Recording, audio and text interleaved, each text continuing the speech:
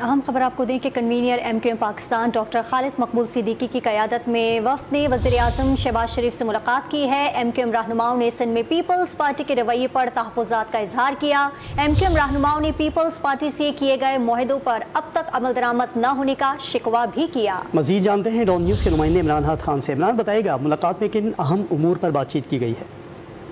देखिए, बिल्कुल डॉक्टर खालिद मकबूल सिद्दीकी, मुस्तफा कमाल, रऊफ सिद्दीकी, सादिक इफ्तिखार की वज़ीर आज़म पाकिस्तान शहबाज शरीफ से मुलाकात हुई है और उनके साथ जो है एहसन इकबाल समेत दीगर वक्त भी वज़ीर आज़म के साथ मौजूद है। इस हवाले से जो MQM का वक्त है उनकी जो मुलाकात हुई है उसमें ख़ास तौर पे उन पाकिस्तान पीपल्स पार्टी के रवैये जिस मुआहदे किए गए थे हुकूमत बनने से कबल, उन तमाम मुआहदे पर अमल दरामद ना होने के बायस जो है वो MQM की जानिब से शिकायत की गई है। ख़ास तौर पर हल्काबंदियों के हवाले से उनका ये कहना है कि पाकिस्तान पीपल्स पार्टी ने जो बल्दियाती हल्काबंदी की है या इससे कबल जो कौमी सफाई की हल्काबंदी हुई है वो गैर मुस्तफाना हुई है और वो हल्काबंदियाँ ऐसी हुई हैं कि एक सियासी जमात को जितवाना है और दूसरी सियासी जमात को हरवाना है। ये मौक़िफ़ जो है इख्तियार किया MQM ने वज़ीर आज़म के सामने।